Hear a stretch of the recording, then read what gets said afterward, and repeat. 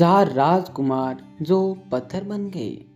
यह बात बहुत पुरानी है। एक राजा था जिसके चार बेटे थे। उसने उनको कह रखा था कि वे दिन रात उसके राज्य में पहरा दे और देखे कि उसके राज्य में कोई दुखी तो नहीं है, किसी को किसी चीज की जरूरत तो नहीं है। एक सुबह की बात है कि सबसे बड़े राजकुमार को पहरा देते समय एक जोगी मिल गया।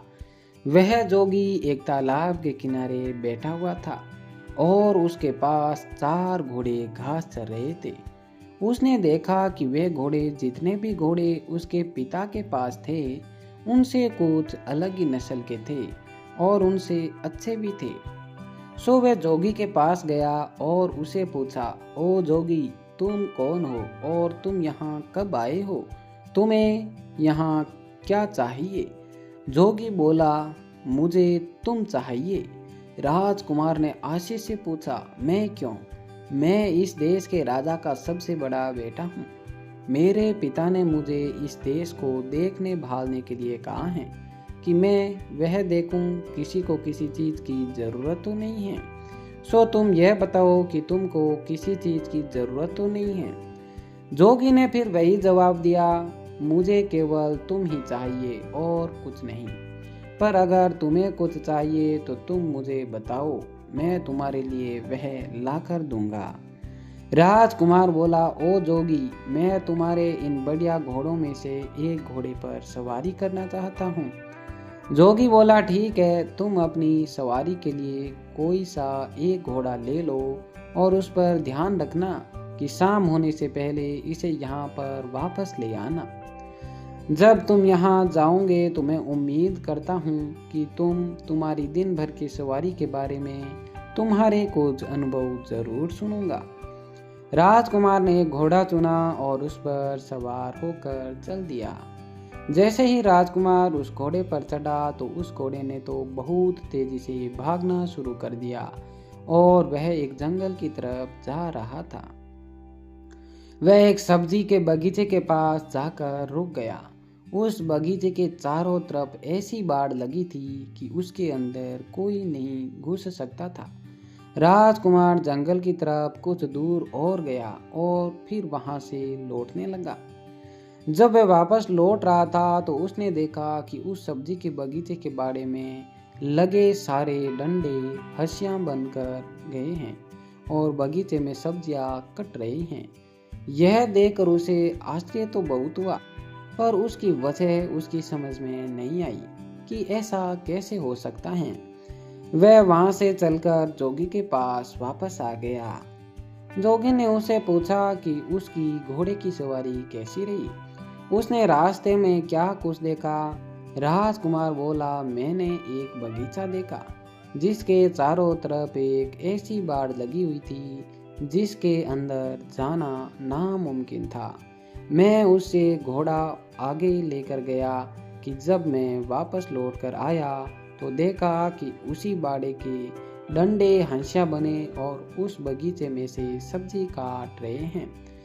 जोगी ने पूछा, जानते हो इसका क्या मतलब है? राजकुमार बोला, नहीं, मैं तो नहीं जानता।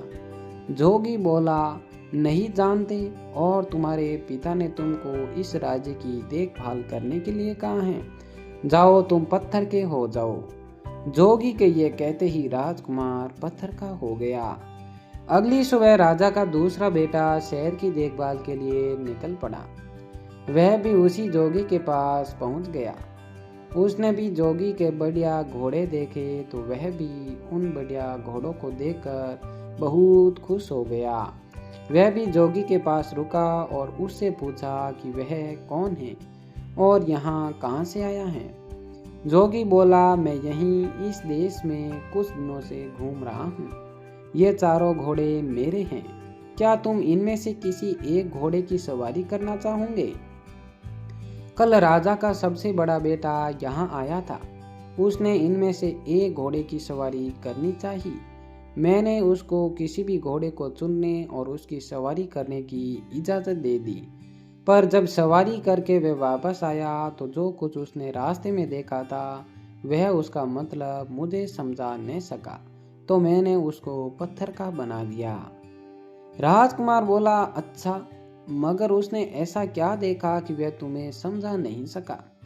तब जोगी ने उसे बताया कि उसने क्या देखा था। वह वादा किया कि अगर वह इस बात को उसे समझा सका कि वे डंडे हंसिया में क्यों बदल गए थे, तो वह उसके भाई को जिंदा कर देगा। राजकुमार बोला, जोगी, तुमने तो यह बहुत ही मुश्किल सवाल पूछ लिया।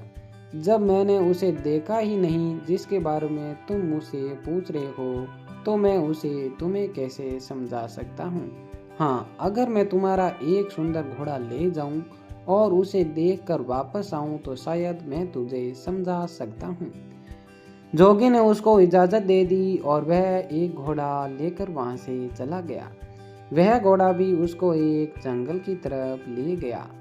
वहां जाकर उसने देखा कि नई पैदा हुई बच्चियां अपनी माँ को दूध पिला रही हैं। वह बहुत देर तक इस अजीब दृश्य को देखता और फिर जोगी के पास लौट आया। जोगी ने पूछा, तुमने रास्ते में क्या देखा? राजकुमार ने उसे बताया कि उसने देखा कि नई पैदा हुई बच्चियां अपनी माँ को दूध पिला रही थी। जोगी ने उससे भी पूछा, क्या तुम बता सकते हो कि इसका क्या मतलब हुआ? राजकुमार बोला, मैं नहीं जानता। जोगी बोला, क्या तुम नहीं जानते? राजकुमार उसके इस सवाल का जवाब नहीं दे पाया, क्योंकि इससे पहले ही वे पत्थर बन चुका था। अब तीसरी सुबह तीसरा राजकुमार शहर की देखभाल के लिए निकल पड़ा और उसे भी वही जोगी मिला। तो वह उस जोगी के पास आया। उसने भी उसके सुंदर घोड़े देखे। वह भी उसके घोड़े देखकर आश्चर्यचकित रह गया। उसने उससे पूछा कि वह कौन था और उसको इतने सुंदर घोड़े कहाँ से मिले हैं। उसके इन सवालों पर ध्यान न देते हुए जोगी ने उससे उसके पास बैठ जाने के लिए कहा। बातों ही बातों में उसने पता चला कि वह भी राजकुमार था और अपने दो बड़े भाइयों की खोज में निकल पड़ा था। उसने उसको बता दिया कि उसके दोनों बड़े भाइयों के साथ क्या घटना घटित हुई है। फिर उसके बाद में उसे यह भी कहा कि वह उसके दोनों भाइयों को जिंदा कर देगा अगर वह यह बता दे कि बाड़े के डंडे हंसिया में क्यों बदल गए थे और नई पैदा हुई बच्चियां अपनी माँ को दूध क्यों पिला रही थी। राजकुमार बोला, बहुत बहुत धन्यवाद। अगर आप मुझे अपना एक घोड़ा दे दे तो मैं इन अजीब चीज़ों को देखकर आ सकता हूँ और तब शायद आपको समझा सकता हूँ। जोगी बोला, हाँ हाँ, क्यों नहीं, तुम इनमें से कोई भी एक घोड़ा ले लो, मगर हाँ, इस बात का ध्यान रखना कि शाम होने से पहले ही यहाँ वापस आ जाना है। राजकुमार ने उन घोड़ों में से एक घोड़ा ले लिया और उस पर सवार होकर चल दिया। वह घोड़ा भी उसको जंगल की तरफ ले गया, जहां उसने देखा कि एक आदमी अपनी पीठ पर लकड़ियां लादे लिए जा रहा है। वह केवल उन्हीं लकड़ियों से संतुष्ट नहीं है जो उसने इकट्ठी कर ली हैं, बल्कि वह रास्ते में पड़ी और भी लकड़ियां उठाता जा रहा है। राजकुमार ने सोचा, इसका क्या मतलब हो सकता है? जब मैं जोगी के पास पहुंचूंगा तो मैं जोगी को इसका क्या मतलब बताऊंगा।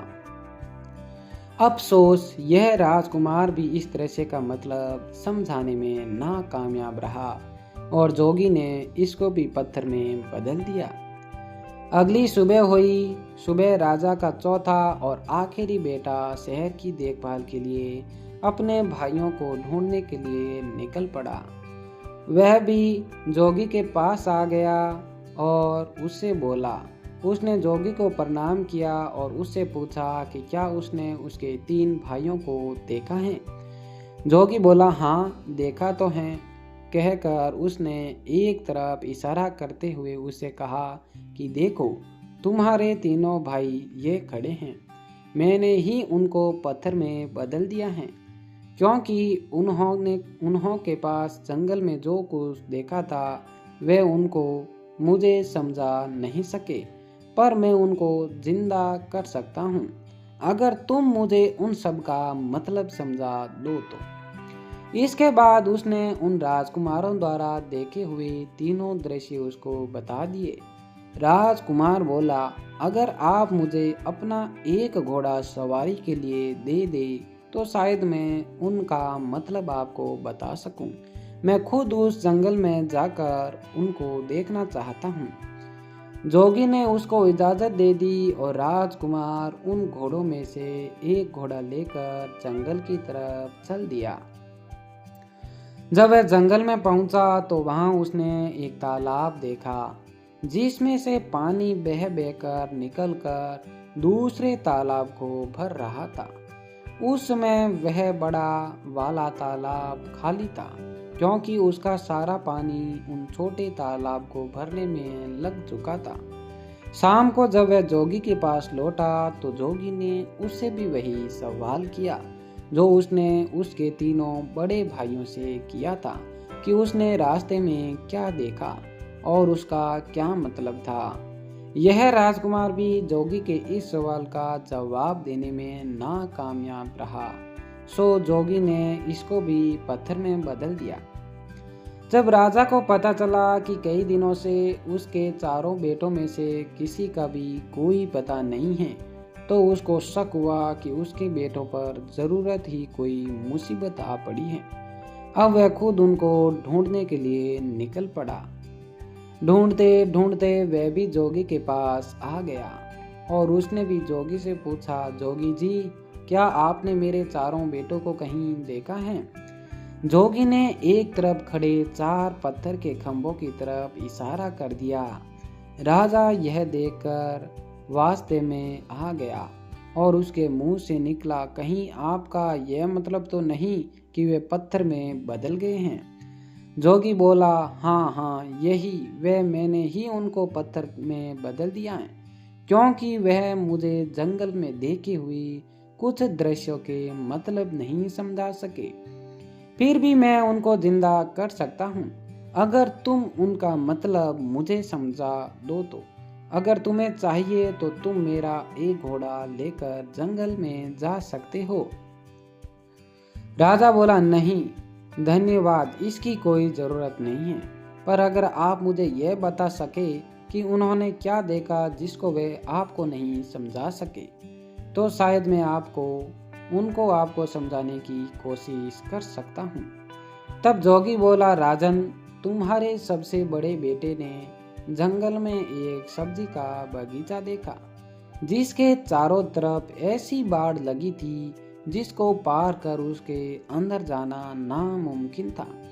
पर जब वह वहां से लौटा तो उसने देखा कि उस बाड़ के डंडे हंसिया बनकर बगीचे की सब्जी काट रहे हैं।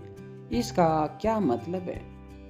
अब राजा बोला, यह एक ऐसे आदमी की तस्वीर है जिसके पास कुछ पैसा सुरक्षा के लिए रखा गया हो और जब उस पैसे का मालिक अपना पैसा उससे वापस मांगने आया हो तो उस आदमी ने उसके पैसे को कहीं या तो छिपा दिया हो या फिर उसे खर्च कर दिया हो जिससे कि उस पैसे के मालिक को उसका पैसा न मिल पा रहा हो।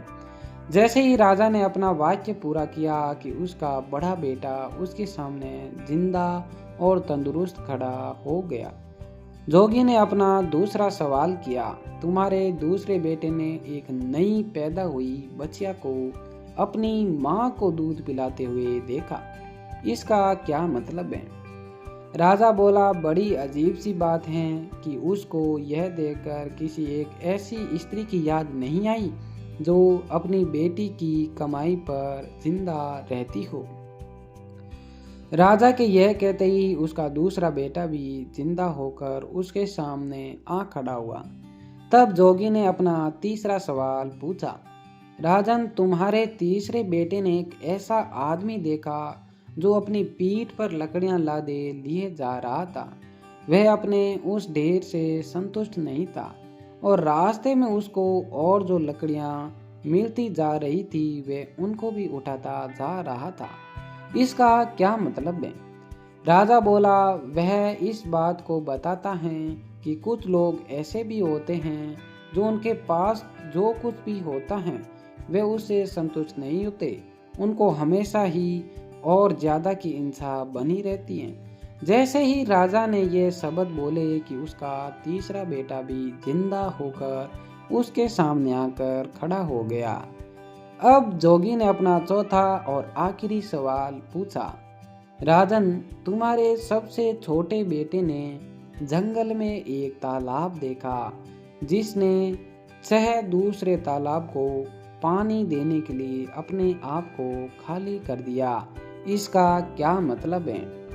राजा बोला, जोगी जी, वह बड़ा तालाब दुनिया के उन आदमियों के समान है जो दूसरों को देने के लिए अपना सब कुछ खर्च कर देते हैं, पर बदले में उन्हें क्या मिलता है? कुछ भी नहीं मिलता है। जैसे ही राजा यह बोला, उसका चौथा बेटा भी जिंदा होकर उसके सामने आ खड़ा हुआ। राजा और उसके चारों बेटे खुशी खुशी अपने महल वापस लौट आए। कुछ समय बाद ही राजा ने अपनी गद्दी छोड़कर अपना राज्य अपने बच्चों को दे दिया और वह खुद जंगल में शांति से रहने चला गया। दोस्तों, अगर ये कहानी पसंद आई तो इसे लाइक, शेयर एंड सब्सक्राइब ज़रूर करें और ऐसी ही कहानियाँ देखने के लिए अन्नू स्टोरी चैनल को सब्सक्राइब ज़रूर करें। धन्यवाद।